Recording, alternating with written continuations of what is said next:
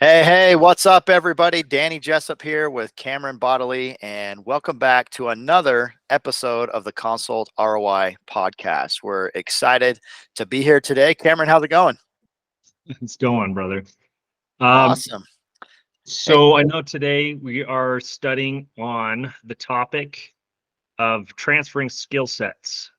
And so what would you say your input is as far as transferring anytime you've changed industry or fields or anything else? yeah, you know what? It's easy to get hung up on defining your life by a title or a past purpose or a past experience that you've had, right? And so I'm a big fan of looking at every day as an education. And while I have certain titles or roles that I've worked at different organizations, it's important, I believe, to take time to realize the value in what you did that was beyond that title. An example of that is that a while back I did a half day training for an excavation company, and we brought in their leaders from everybody that does running the yard of the shop of their 130 trucks out in the yard to out bidding on jobs to out, managing the machine operators as foremen and things like that. And this one gentleman in particular, he came in and he was invited. He's the one that kind of ran the shop yard, and he's missing half of his teeth. And he went through the whole training with us that entire day. And one thing that really stood out to me is that he came up aside and almost tears in his eyes saying, "This is the first meeting I've ever been to like this in my entire life." And he was an older guy. And he goes, "Nobody has ever looked at me like a leader before."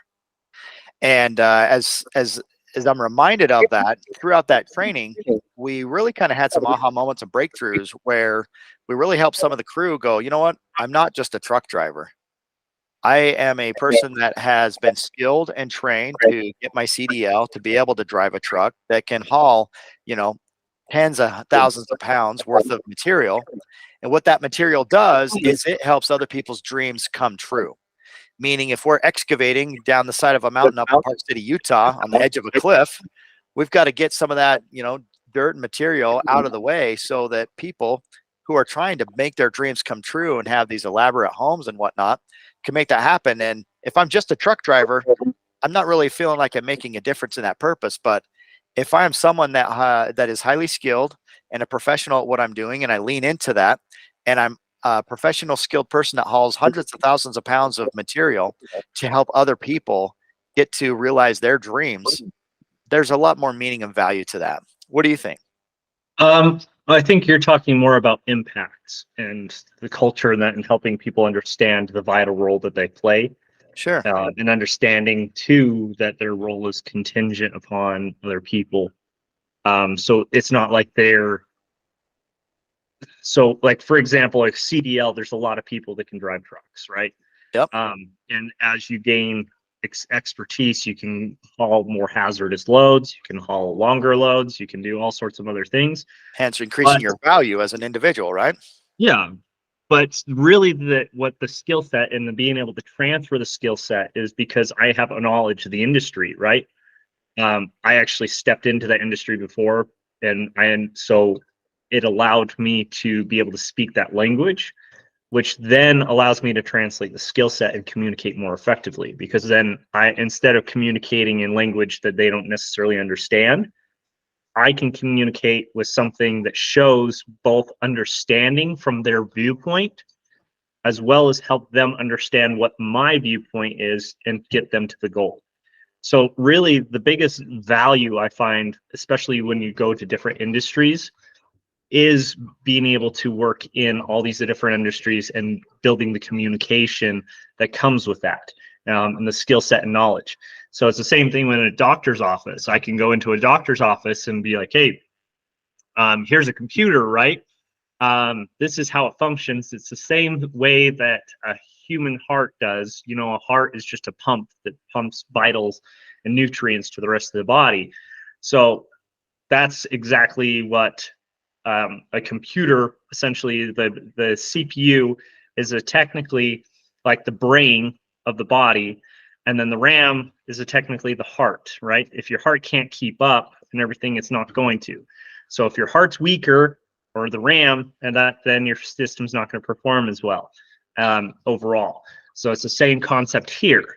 And then they like, oh, okay, I understand that, right?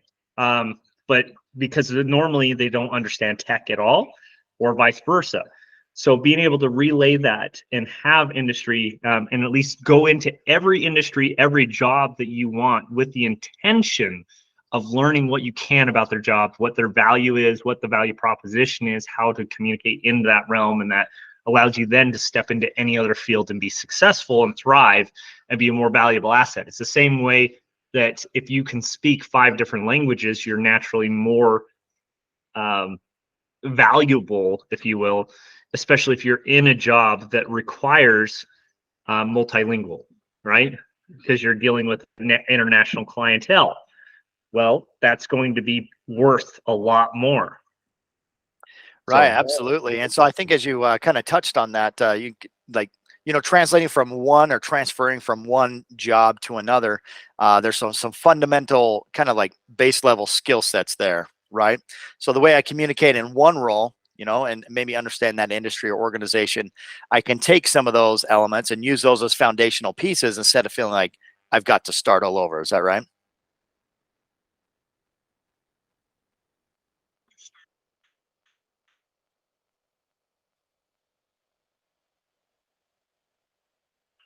Core principles and certain things that are universal, right? And if they're not truly universal, then usually it means that your basis of logic is flawed. So a great example of it would be, so if something doesn't hold true, right? And so, without getting, I'm trying to think of a simpler way of explaining it, but because gravity can exist, but also there's centrifugal force, right, for orbits and everything else. So if you apply 2 different principles and that, like it naturally, if you apply the law of gravity to everything, we should all be pulled into the sun, right? And so there's other outside forces that do apply besides a smaller object of mass being attracted to a larger body of mass. But the biggest core principle that I would say is learning at least the fundamentals. Like an engine will always function the same, or a motor or vacuum or certain concepts will apply or work essentially the exact same, whether it's an electric one in a vacuum, one in a gas one in a car, or anything else. You have the air intake, you have a filter assembly, you have the actual motor assembly itself, and basically how efficient the engine is how quickly it can move air in and how quickly it can move air out. So if you understand that concept, it allows me to literally step into anything from being a vacuum mechanic to a NASCAR engine, and then figure out at least have a good solid foundation of understanding and be able to figure out, okay, this obviously performs this function.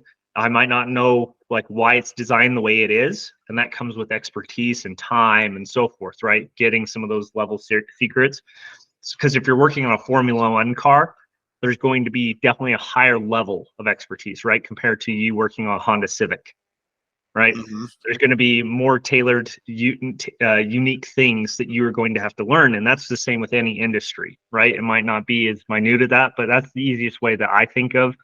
It's like, okay, there's the air intake on a vacuum, which is going to be really small.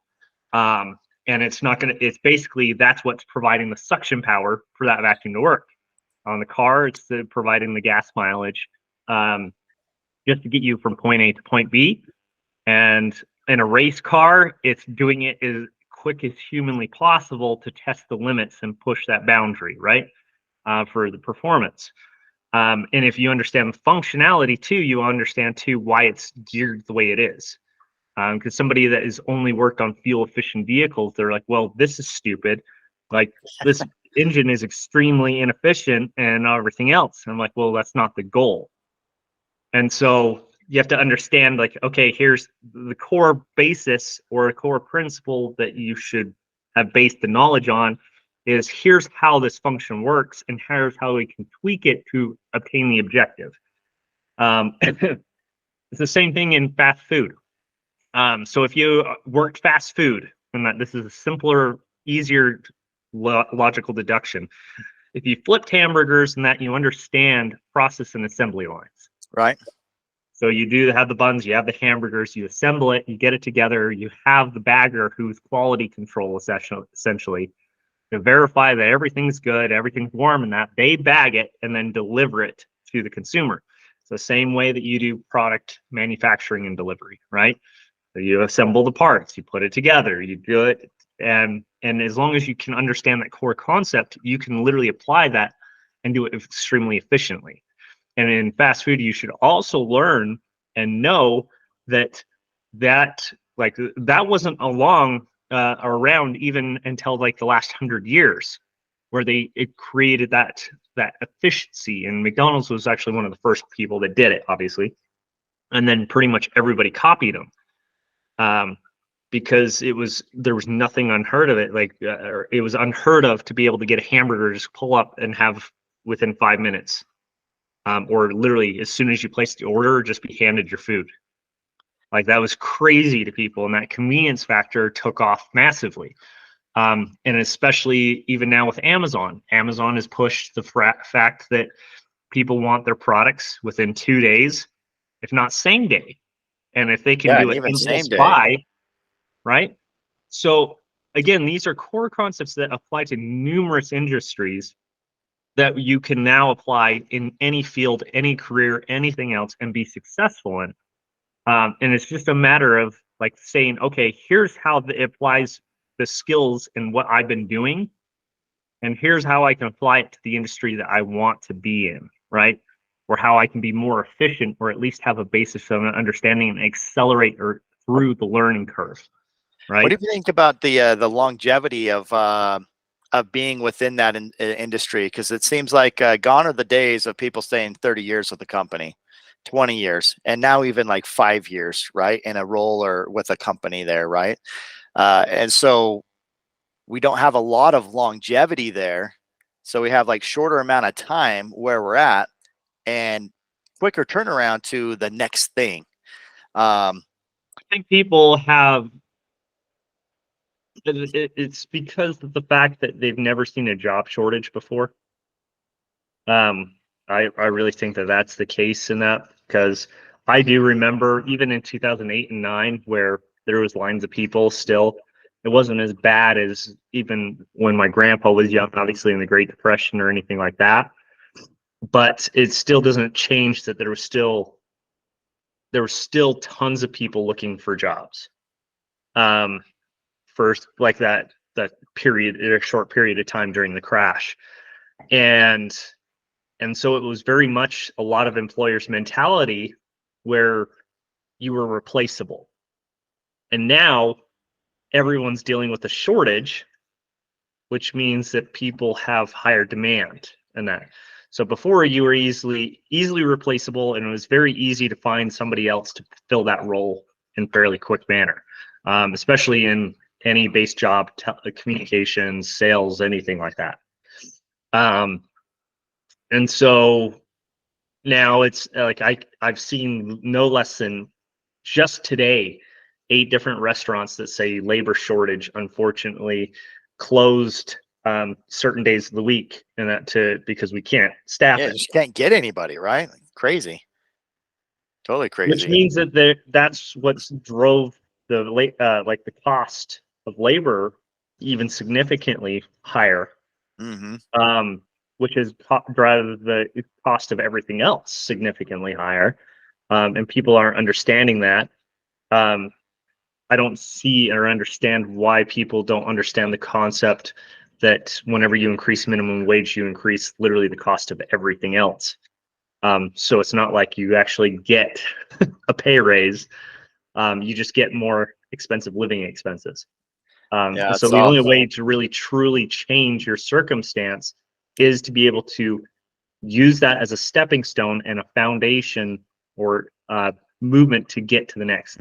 Right. I don't know anybody that leaned into minimum wage as a retirement plan, right? Like, well, there's the people that think that yes. they should do that. They think that that's how you get by. You just dedicate your life to one specific job, and they're supposed to take care of you and provide a living wage, even if you're flipping burgers. And I'm like, no, that's a high schooler's job. Like, what kind of Like that, entry I, level is right. Like entry level job to kind of learn the skills. And then as you learn some of those things to be able to be trusted and to move up and to show up on time and greet but the customers, biggest flaw good is like experience, they right? bank their entire career on moving up the chain in that, right? Which is just not realistic. I understand, like for full well, that for a lot of people, my tech company, my manufacturing company, any of those companies are a stepping stone. And it's really only my job to help step or move forward their career, right?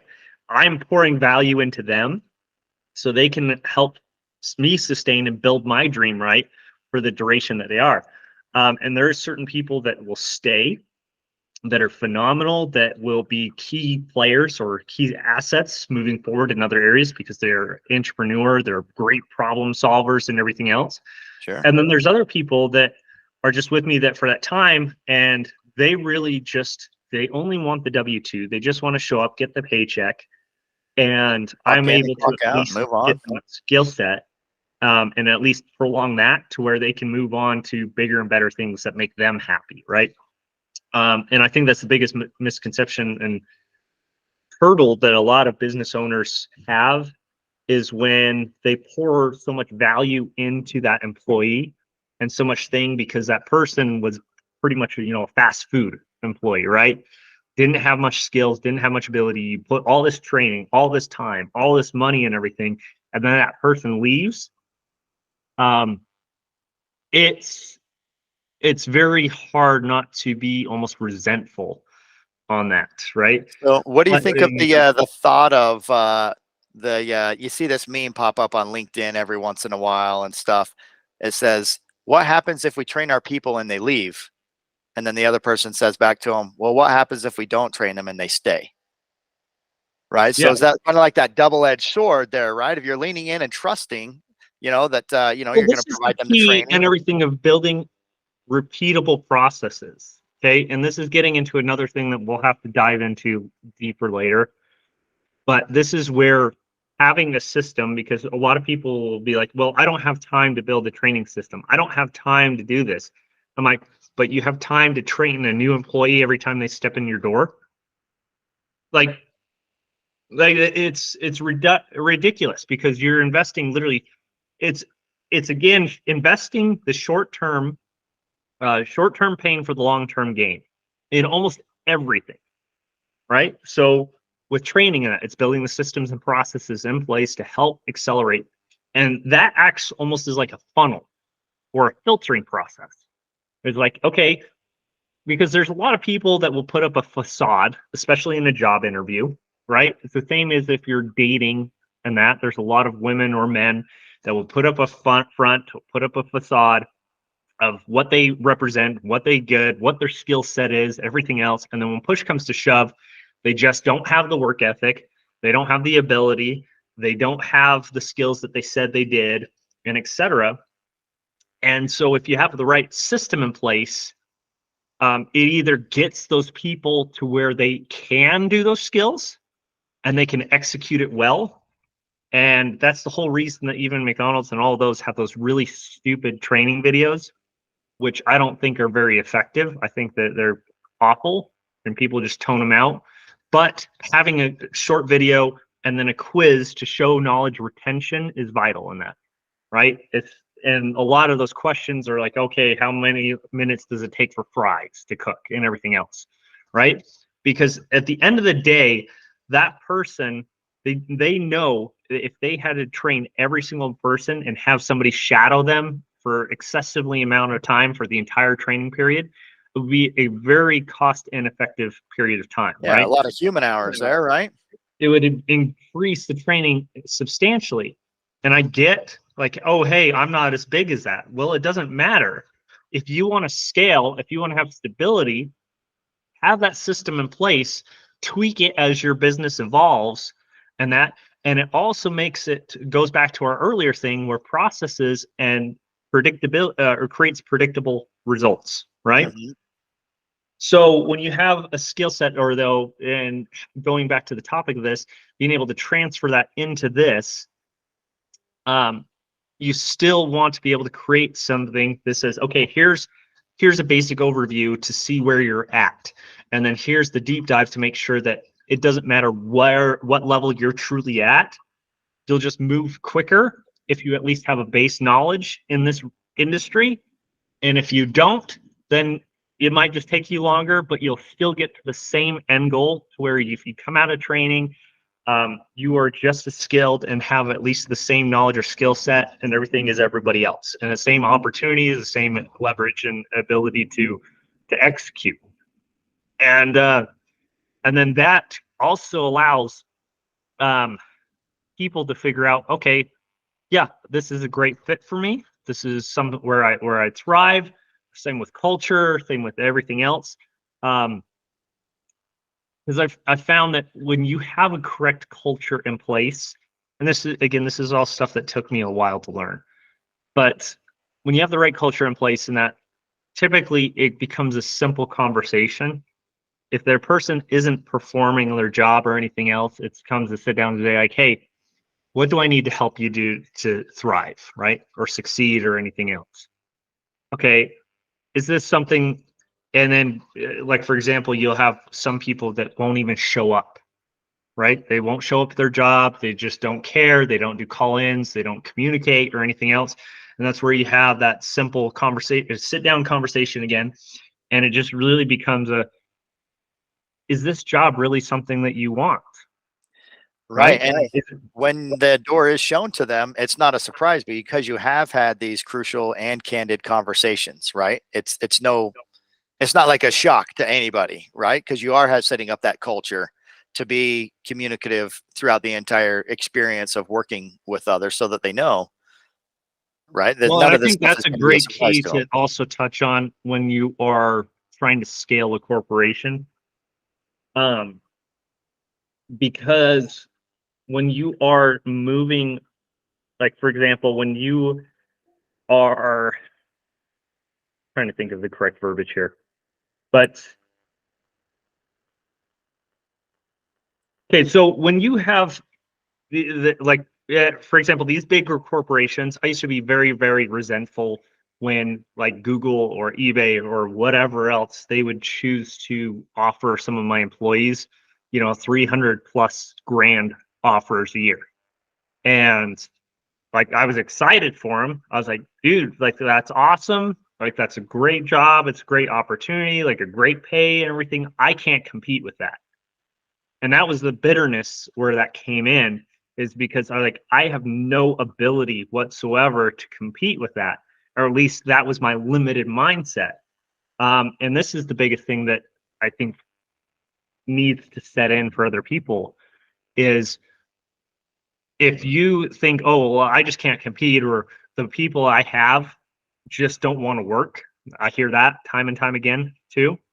It's because A, you're not tailoring to the right skill set, and B, you're not providing a value proposition that actually connects with anybody, right? So you're not taking the skills and everything, you're not connecting with people with those skill sets and allowing them to transfer.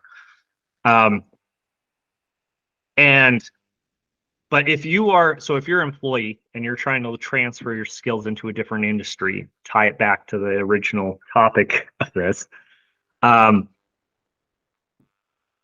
you, anytime you're on a resume, even if you're changing fields, it's a matter of, okay, I did this. I learned customer service here to relay or be able to summarize or communicate complicated things in very simple terms, Hmm. and that's a very valuable skill set, right?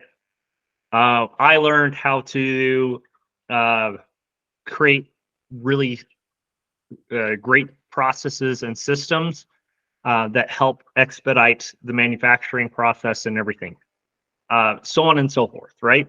So those just go on to because a lot of people will see, like, you'd be surprised in that if your employer and you're looking through all these candidates that are like, well, they don't have a lot of relevant experience. Well, it's either they don't have necessarily all the relevant experience that you want, which means you're paying too low, or they do have all the experience, all the bells and whistles, and again, you're paying way too low for that skill set. So you have to decide: am I going to train, or am I going to hire an expert?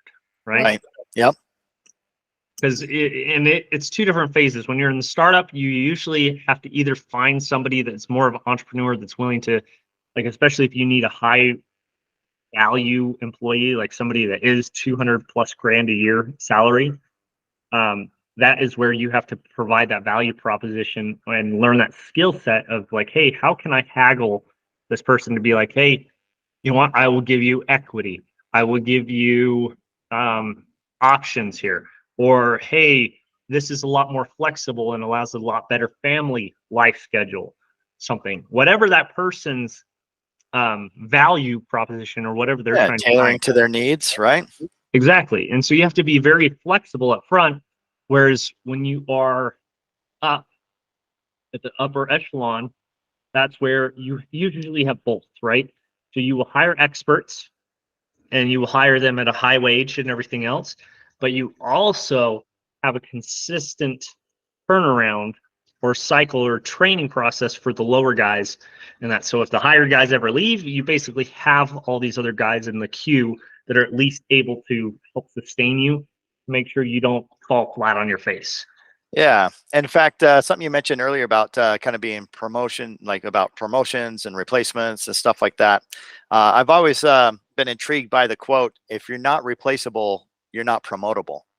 And it almost kind of sounds like the antithesis of one of of either or, right? But to me, it kind of makes sense of like, well, how can I take on, additional responsibilities and stuff if I'm actually not efficient enough in my job that I could be replaced, right? So, but yeah, just Well, it that goes thought back of, to even our earlier conversation too, where everyone, our podcast, if you will, where a lot of people have the perception where they think they have a lot more skills than they actually have. And so they will hold all these things in, which makes it to where a lot of people don't have as much faith as they otherwise would. And this is where it becomes like, I can't tell you enough that if you really want to be successful in a career, if you really truly want to be irreplaceable, then core value constantly out. Because it'll get to a point, like I have had employees that they will become so valuable because they've contributed so much that it would be stupid for me not to, like, give them a raise or do other things to make sure that they're better taken care of because they're providing me so much value. sure.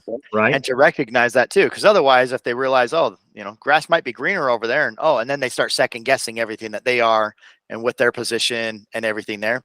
And are they, at a point where they need to second guess all that stuff, or are they comfortable and confident of like, I've got my needs met, I feel comfortable, I know the future of where we're going, I'm all in.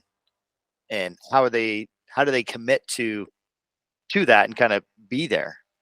That's why specifically a lot with our targeting our campaigns and the people that we're looking for is frankly people that have that drive, that aren't happy or content with just paying the bills. They actually want to say like, hey, I helped build that, and as a result, I'm also now making stupid amounts of money.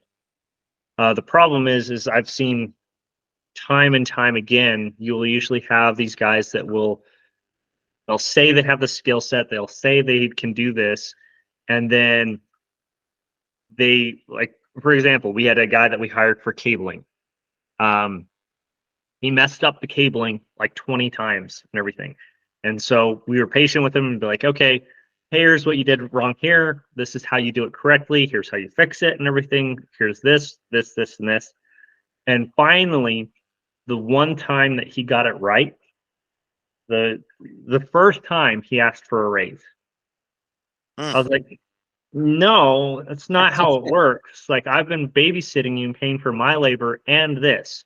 You show consistency where you can do this on your own without any help. I'm going to pay you that extra because you're saving me money from not having to have somebody else with you.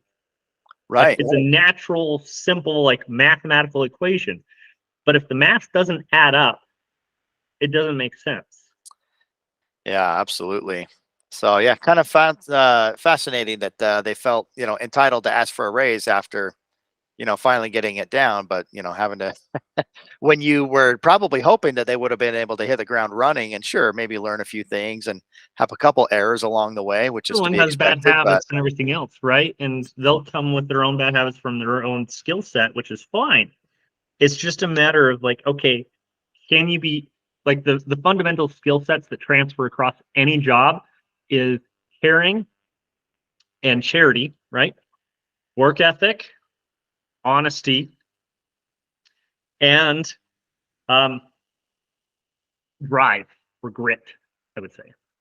Okay. yeah, and that So kind those of are the, reminds me of was it Ben Franklin? People don't know, care how much you know until they know how much you care, right? That's a good foundational level of getting there and then building into that work ethic, that honesty and that grit, just kind of like we talked about it, you have those previously, foundational skill sets in process it, and you foundation can, there. if you have those foundational skill sets that I just gave you, you can literally thrive in any field whatsoever. The rest is just like that, again, that teachability and that ability to look in, humble yourself, realize that you do not know as much as you do, or think you do. And even if you are a smart cookie, if you don't work well with others, if you're not charitable, if you don't get along well with the others, You're going to want to be you're in that still a environment. toxic cancer. Like, Yep. you got to get that in check. Um, but because otherwise, like, I've seen people, they'll still be like, oh yeah, I have this great job, I have this, and I'm like, yeah, but the company you work in is, like, they're going nowhere. They're stagnant. It's just a toxic, um, hissing, like, contest the entire time at the job. I'm like, if that makes you happy, great, but it just means that you're not a great fit for us. Yeah, We exactly. For want the rest people of that us, are not willing to settle, right? We want life is people that way are too willing to move. short otherwise, Exactly. right? To be miserable in those roles and things. So, well, it's We been a could go on this fascinating for forever. conversation. Yeah, But exactly. Absolutely.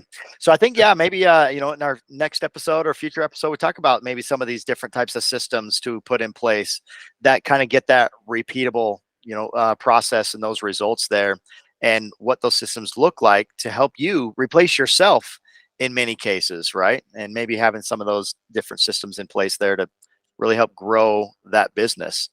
Um, and I really would like to touch on maybe during that time of a concept that I learned of how to let it go to let it grow.